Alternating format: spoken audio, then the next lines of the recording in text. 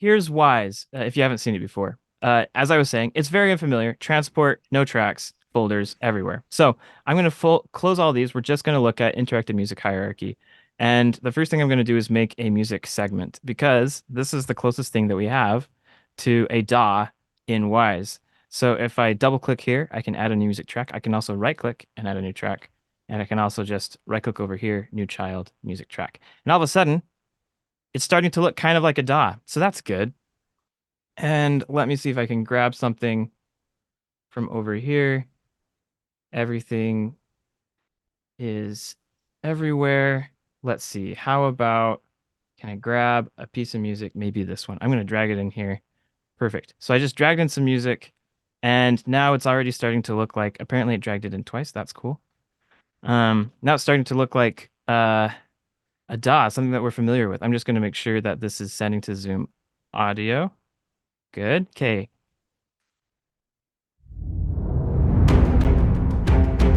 Are y'all hearing that? Good, good, great. And so, this is really good. So we have music segment and we have tracks inside the music segment. And then I'm just going to point out one more thing. I'm going to make something called a music playlist. So the music segment is great, the DAW is great, but it can't loop. And that's what the music playlist can do. So I'm going to open this up. I'm going to drag our music playlist in here, or our segment in here, and then I can turn the loop down to infinite or something. So Wise can do lots of cool things. And hopefully that'll be a good basis. I'm going to switch to something else now, but that's kind of a really super fast intro. Um, Something that I talk about a lot, if you ever hear me talk, you'll probably hear me say this, is that I really believe very strongly that game composers benefit a lot from understanding the tech. The more that you understand the tech, the better you will write for games. I've had experiences as the tech guy for a game, um, where composer might deliver assets to me, and then I found a hard time actually putting them in the game. They didn't loop properly. They had very dynamic energy levels, different things like that. One time we had gameplay capture that was scored. He scored the video, and then a as the player avatar approached an enemy, they did a stealth takedown, and the composer had um, done this sort of build up, this scary string build up to the moment of the takedown, which sounds great in locked picture and film, but in video games, you can't anticipate like that. You don't know when the player's going to do it. And so it was really weird because he'd written, like 20 minutes of music and I could only use 5 of it. I had to snip it out here and there to try and put it together. And the thing that struck me the most is that he was higher on the totem pole than I was. He was definitely, say, being paid more than I was. And yet here I was, just the tech guy, and I was the one making significant creative decisions about his work, without his permission, without his knowledge. And I just couldn't stop thinking about it because he wasn't able to execute on his own vision of what the music was going to be like. Um, and so being able to understand the tech is going to help you so, so much. And I'm sure that, I'm preaching to the choir here. But like if there's one thing that I can say, it's just get into this stuff, learn the tech, because it will change how you write and you will write better stuff. Yeah, anyways, so I was going to share some other music from a project that I've done, but then I found out on Monday that I really shouldn't do that. So on Monday night, I threw something together really fast. And I think it actually turned out pretty well. So let's take a look here. I kind of going with that example of the my composer wrote some music for a stealth section and like a stealth takedown, but you can't do it that way because you can't anticipate. Well, I said, well, how would I make that work? Because I know the tech, how could I make that work? And I came up with a few ideas. I wrote down some assets that I thought I would like to have. Um, I said, well, let's see. Let's have just a stealth, an enemy proximity music that plays. And then maybe if you get super close, an extra layer comes in. And this is kind of the equivalent of anticipation that the composer, my other composer, did. And so I kind of color coded this to try to make it a bit easier when I'm exporting, because exporting stems of brass woodwinds, etc., is all good and fantastic. But for me, in a game context, I usually want to be a lot more detailed than that. I want to have this is the melody, but then I have like three other melodies that could play. I have a lot of randomization, and so sometimes coding can help with that. But then I've got these tracks going.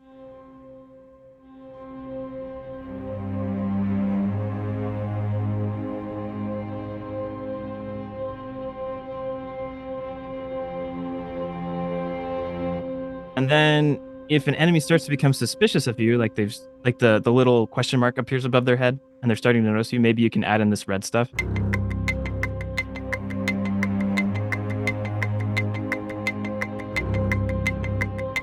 And then I went ahead and I exported this to about 16 different tracks, and I threw it into Wise. No, I don't want to save it. I want to open my other Wise project, which is right here. Give it about 20 seconds. It's coming. Is that clicker track supposed to be muted? You know, it doesn't add too much. Here's what it sounds like.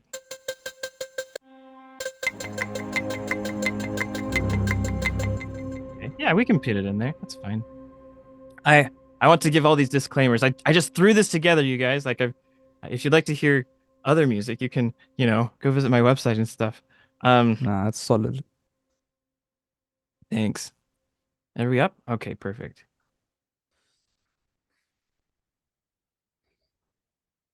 All right. Here we are. So here's our music segment. This is our DAW away from DAW, and I've got a bunch of tracks in here, and I've color coded them here too. Blue is the bed, red is they're starting to notice you, the enemy, and then here the orange stuff is the when you get super close. And so in Wise we can kind of throw this stuff together, and I've even got some variables down here, nearest enemy distance. When we get under 10, I think that's when we start to notice the super close stuff. So let's make sure that this is selected, pin it with the pin, and check the states, change it to unaware, got our trigger. Okay, let's try this. Go!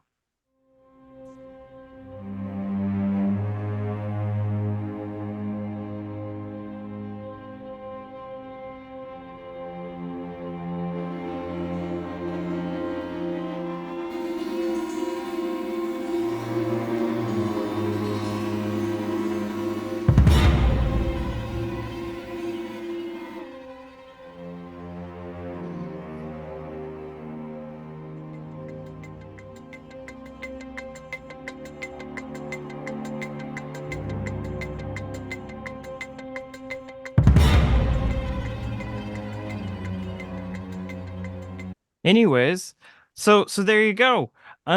So this is kind of cool. Let me kind of walk through some of the stuff that's going on, and hopefully this will be a good presentation that we can all take something away from.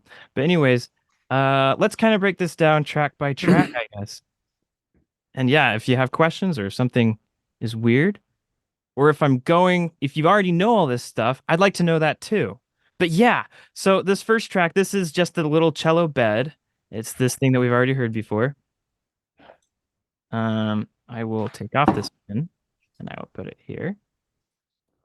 Great. And I want this to always play. It never stops playing. It always plays no matter what. So that's great. Now, this next one, enemy proximity, level 1, enemy suspicious, bass and clocks. Now this is this track, and we need to put this on here to hear it.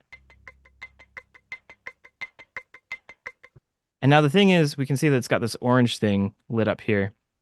This does not play all the time. So I can come into the settings for the track, go to states, and I've added this state, and I said, look, if the enemy is unaware, put it at negative 96 dB.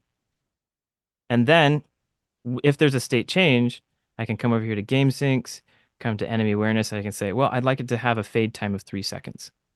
So take 3 seconds to come in and out. And that's what we'll notice here.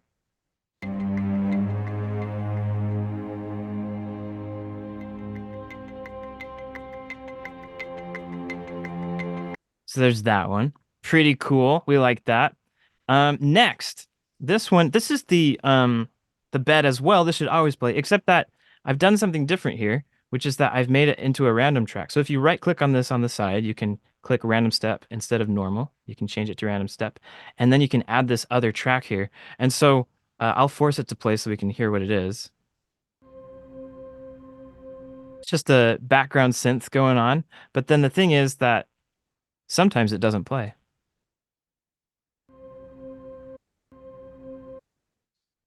And so the thing about random tracks is that the number of random tracks, the number of subtracks there are in a random track determines the likelihood of each track in there playing. So if I have 3, then it has a 1/3 chance or 33% chance to play.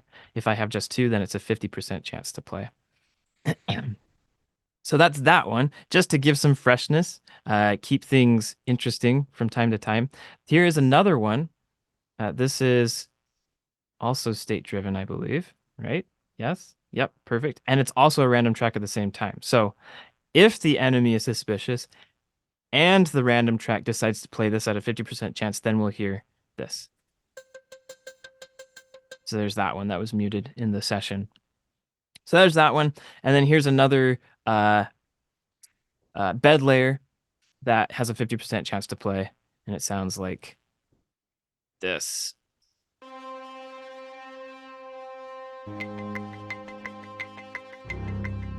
So now this stuff is where it gets kind of interesting. And I had fun with this. This is the prototype. The goal here was to create a situation where as the player gets close to the enemy, it gets more intense. And so you'll notice that this is also orange here. We've done some stuff to it. And so I'll double click on this to select it. And then there's nothing under states, but I went to RTPC, which stands for real-time parameter control. And I added this graph here, which is based on nearest enemy distance and voice volume. So voice volume changes based on nearest enemy distance. And so for this one, solo, we're too far away to hear anything. It's at negative 200 decibels. But as I get closer,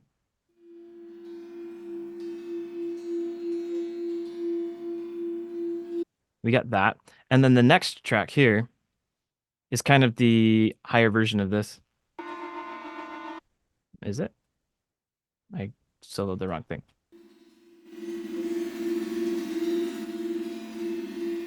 So if you go through both of these,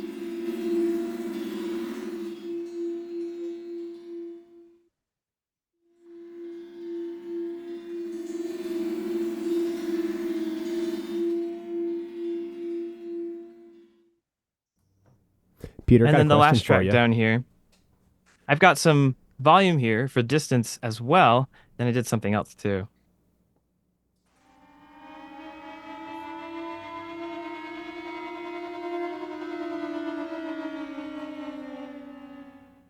So what I did is I came into effects. I added a pitch shifter. I edited the pitch shifter and I said, please change the pitch also based on nearest enemy distance. So here's that one. And I could do this, whatever I wanted to. But this one felt pretty good. So, all together,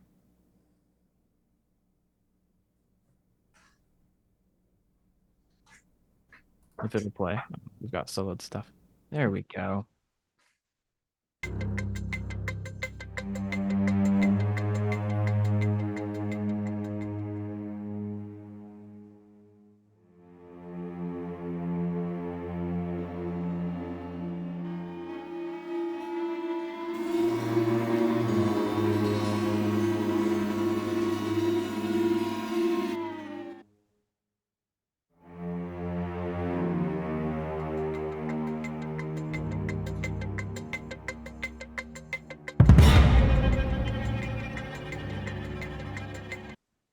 And then that last thing that we heard was the stinger, the takedown stinger.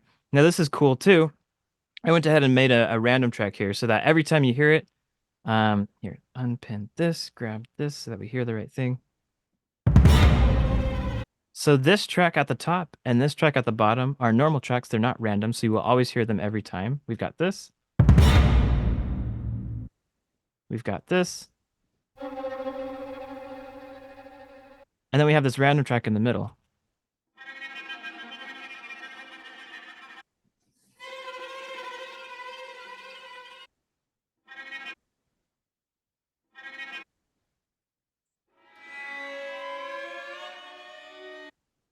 So then all together.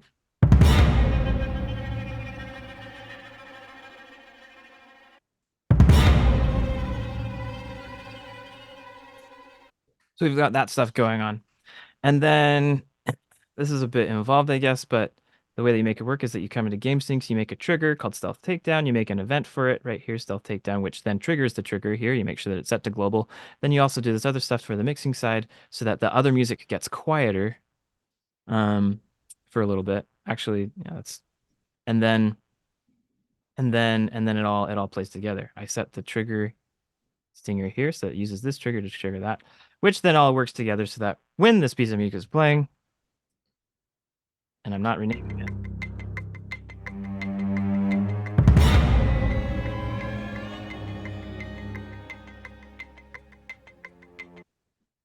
Then it all works together.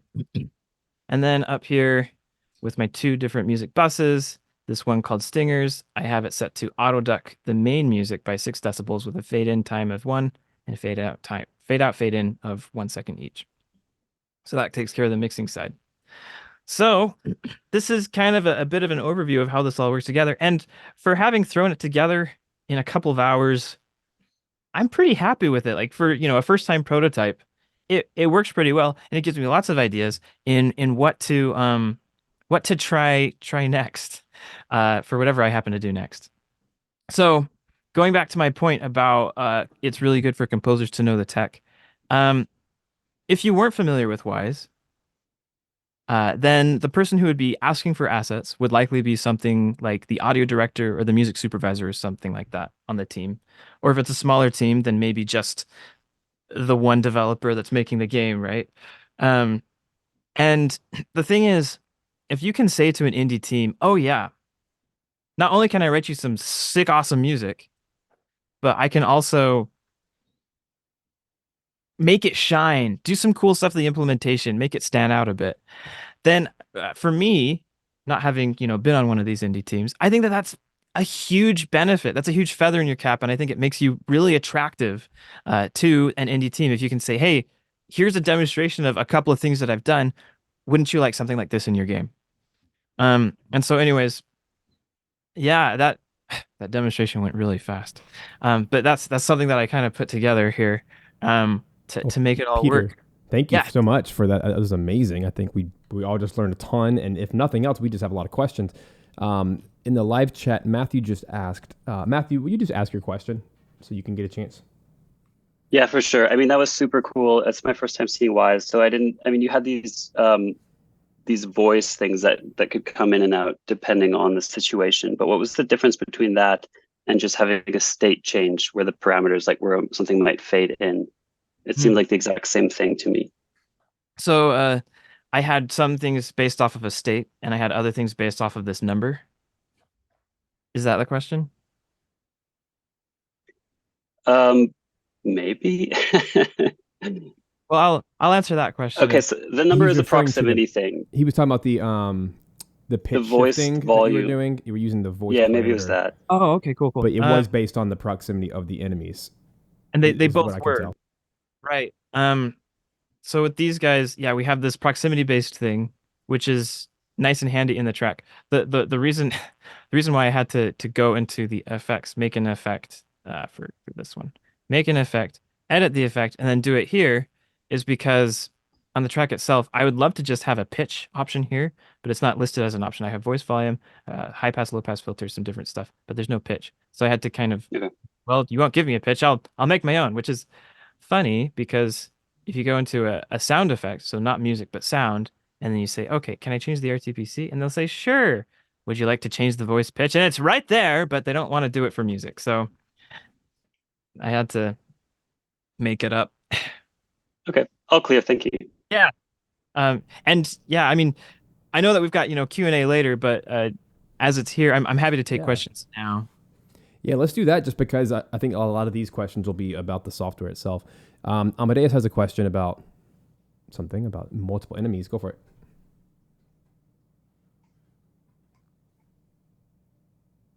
Oh no, we can't hear you. Amadeus, I don't think we can hear you. Maybe you can work on your mic.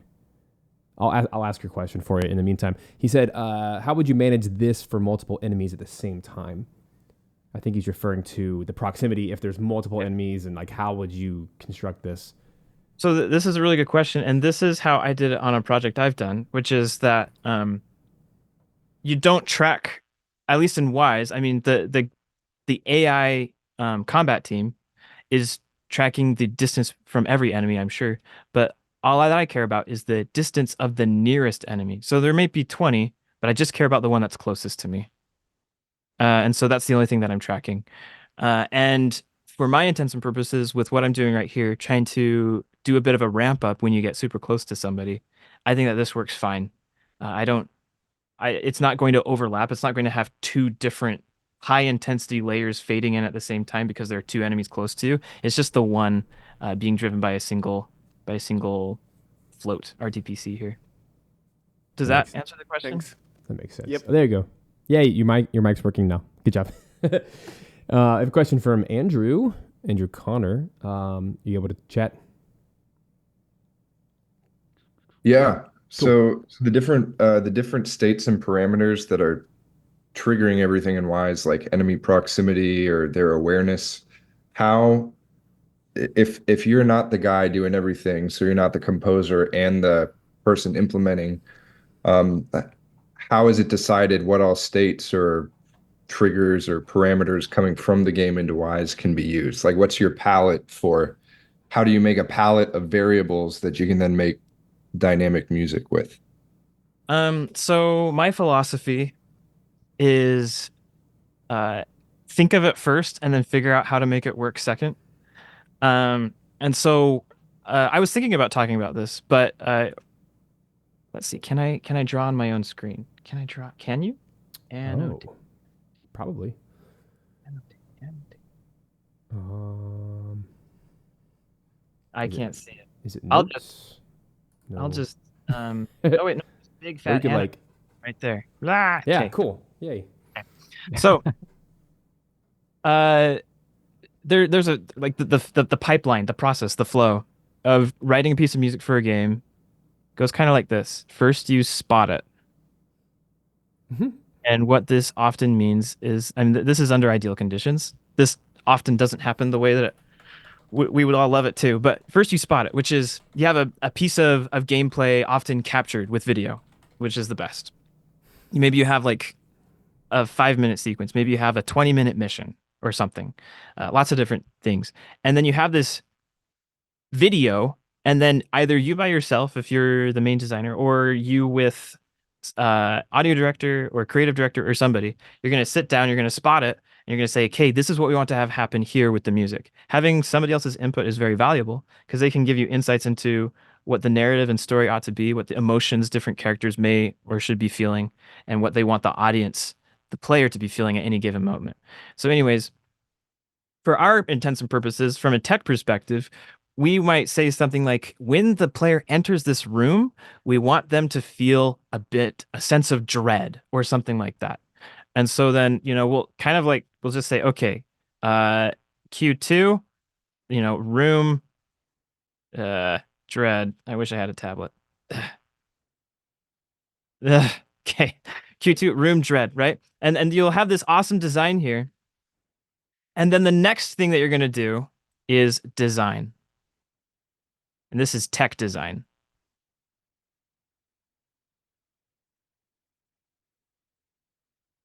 And so you have all your cool ideas from the spotting session, and now you have to figure out how. And that's going to involve all of this stuff.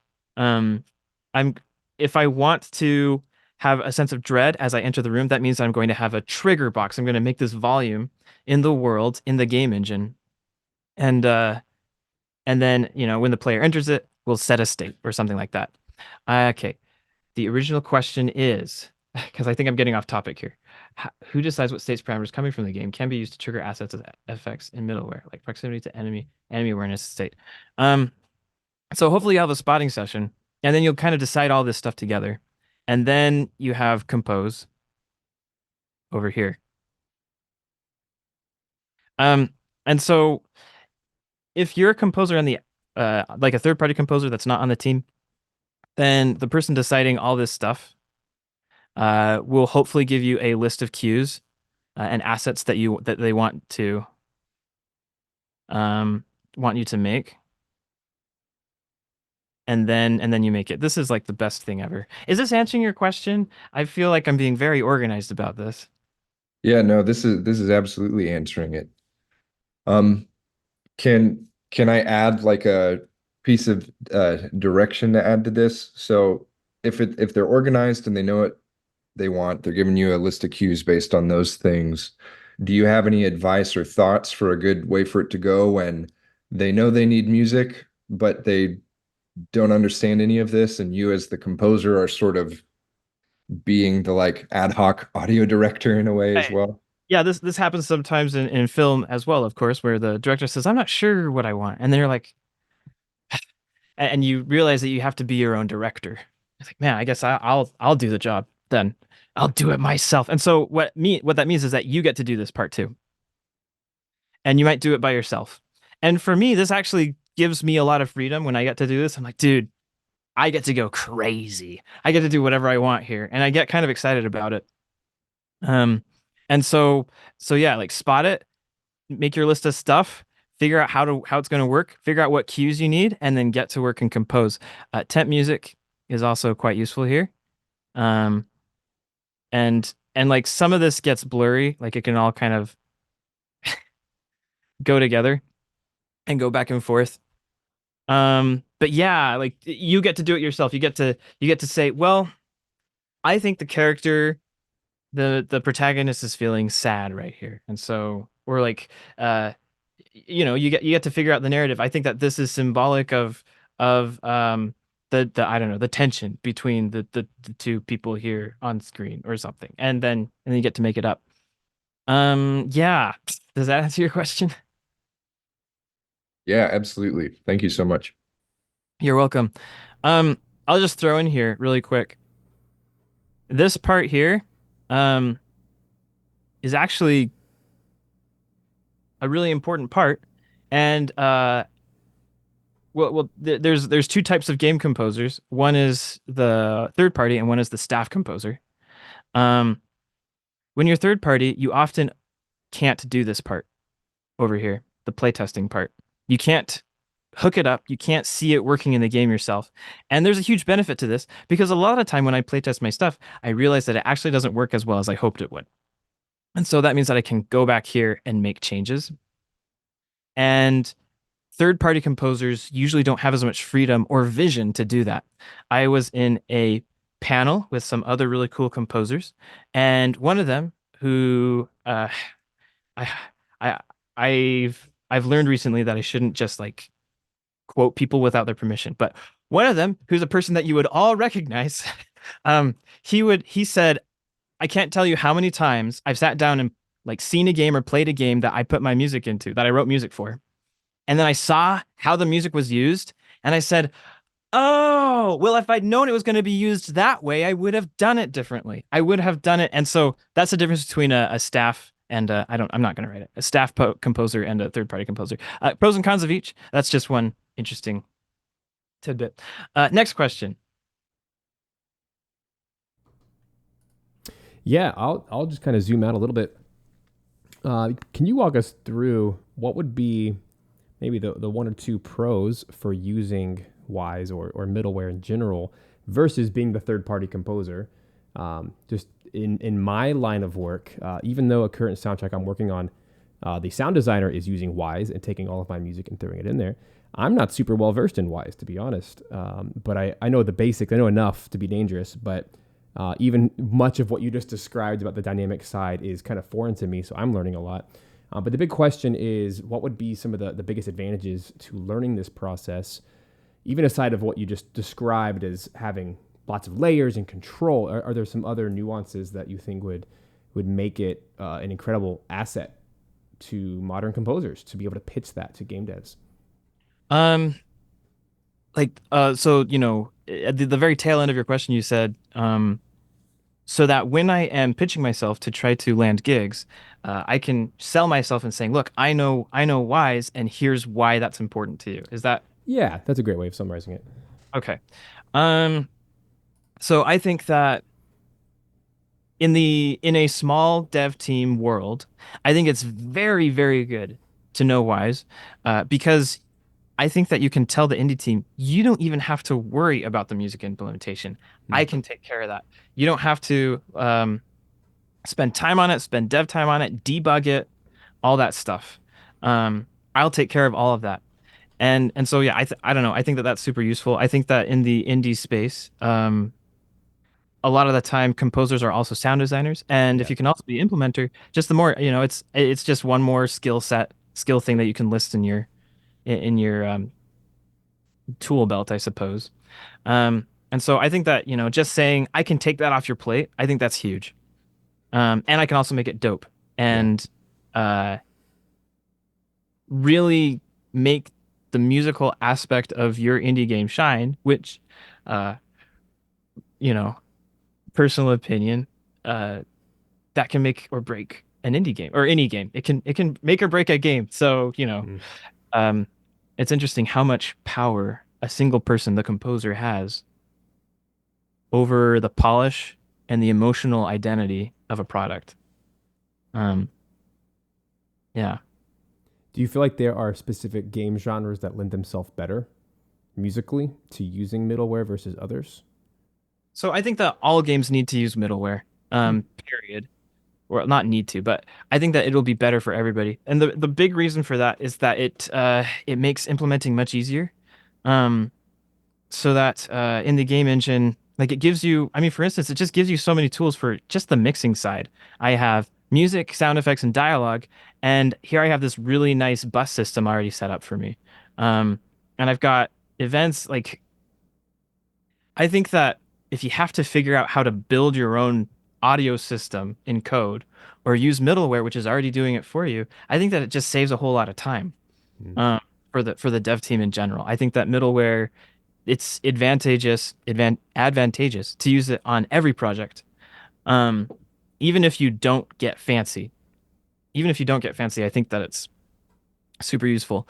If you do want to get fancy, are there some games that benefit more than others? So, um, my experience with working on different types and genres of games is a little limited. I've only really worked on a certain kind of game. Mm. Um, but for me, I feel like I feel like you can get fancy really in any kind of game. And it's just your imagination of how to do it. So I had a student that was doing a tower defense game, which is not an ARPG, which is what I'm more accustomed to. And they had all these cool ideas. Well, what if when you place a certain kind of tower, it starts playing this one layer of music? Or what if when the enemy gets super close to the end, we have a trigger box of volume that when the enemy enters, it adds an extra level of tension or something? Or what if, and they had all these awesome ideas. I was like, dude, that's sick. Or just this little platformer. I had one student who was just doing all this location-based stuff, like when you're in the middle, when you're at the very outskirts of the map, when you're like all these different layers were coming in and out. And so maybe it's an exercise in just having fun. Maybe I don't know. Maybe like the question remains like how much is this adding to the game, I suppose. I believe that it's adding a lot. Um, but yeah, I think that you can get fancy in any kind of game. Yeah, that's a long answer. There you go. That's a great answer. We have lots of questions pouring in here as we have time. Andrew, let's jump back to Andrew. It's short. I'll just read it. He wants to know what are the pros and cons of using Wise versus FMOD. Do you have a preference? What's like the biggest reason to use one over the other? So I have not gotten a lot of experience with FMOD. One time I was working on this indie game and then my work found out about it and I had to stop. And I was very sad. But I was loving it so much because it was FMOD and Unity where I'm used to Wise and Unreal. And it was so hard, but I was loving it. I was loving it, you guys. Ugh. And FMOD does so many cool things. I was like, dude, why doesn't Wise do that? From what I've seen, Wise is much more often used on AAA games, Hmm. although it's used on indie games plenty as well. And FMOD is much more often used on indie games, though it can be used on bigger games as well. Um,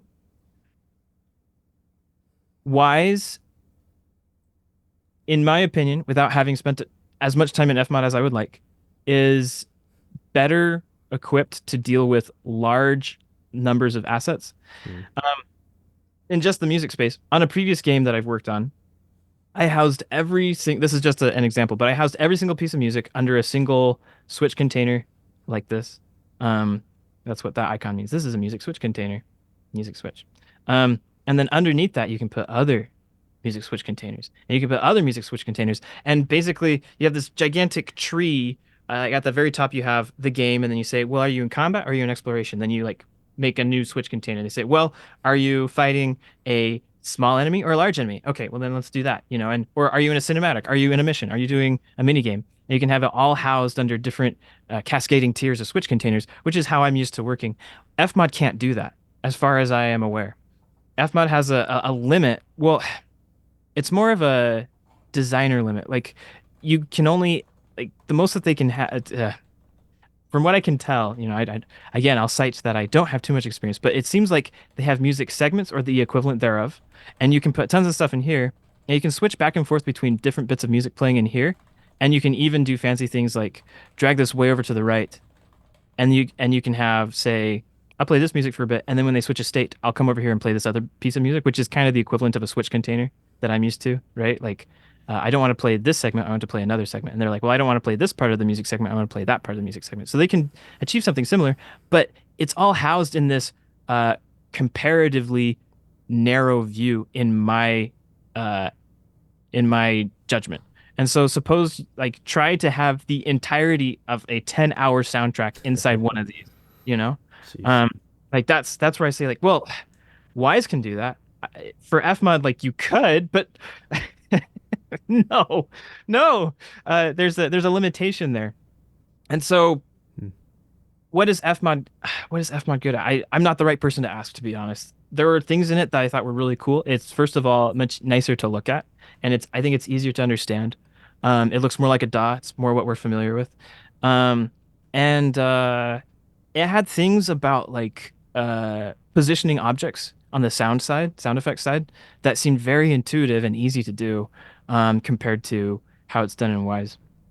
Anyways, I think that Wise in general is perhaps better suited towards handling gigantic numbers of assets um, and being organized about it. Yeah, I'll stop there. They're both good. They're both really good, and they're both free, and you can start learning them now.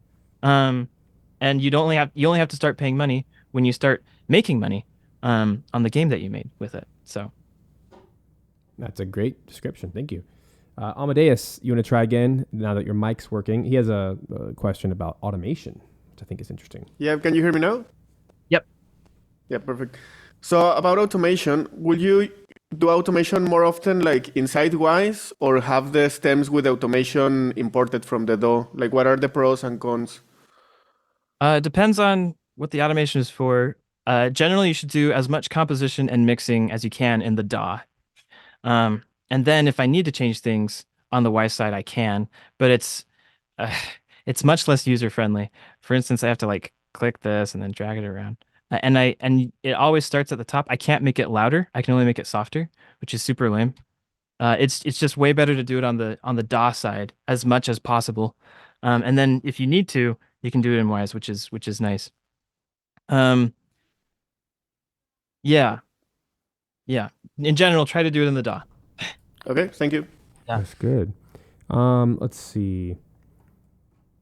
I'm poking through these questions here. Let's jump to Matthew, if you're still here with us. He has a big question about what's actually happening inside Wise, but I think would be question. helpful for all of us. Go for it. So, we have these things called sound banks, which is essentially your exportables, your deliverables. But the thing is, so this was something that was new to me when I got to game audio, which is that I'm used to the output or the end product, the deliverable of a DAW being a WAV file or something. And I know that Steven likes to put his entire score inside one session. A lot of people, that's really cool. A lot of Yeah, people, I'm such a weirdo, but I love it. It helps. I saw it and I was like, huh, okay. I've thought about it. What was it? I have, it's another question. I can get into it later. But most people do 1 queue per session, generally, or like, a certain number of minutes, and then they'll export waves from that. In Wise, in middleware, FMOD and Wise, it's just a single session for the entire game. And so I take all my different exports here and I'll put them into different areas. Here's another completely different piece and system of music based on enemy awareness. So if I say they're unaware and I start playing,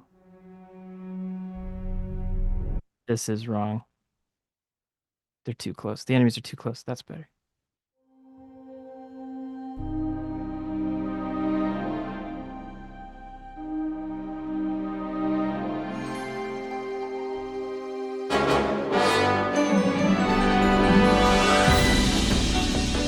So you can have, like tons and tons of different music in here, all the music in your game in a single Wise session.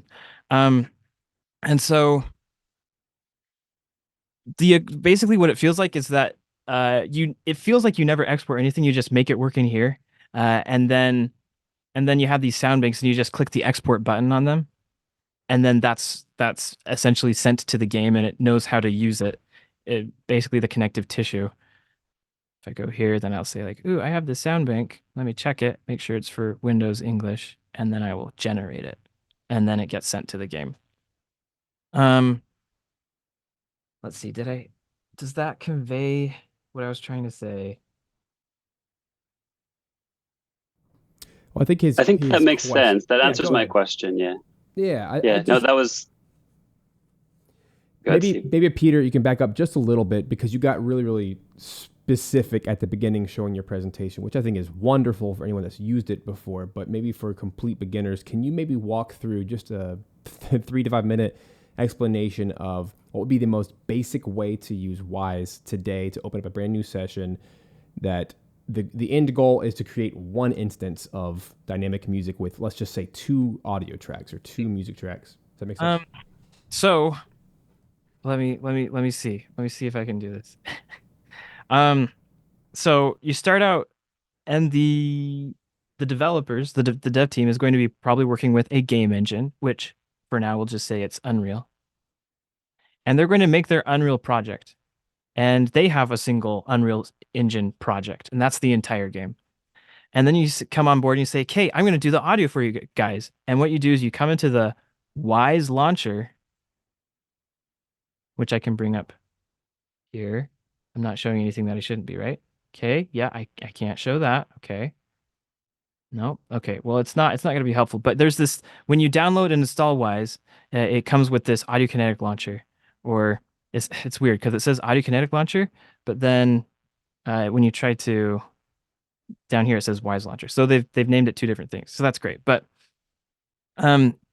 you'll bring up your launcher here and it should show your Unreal Engine project somewhere in here, or you might have to go find it. And then there's this nice blue button and it says integrate.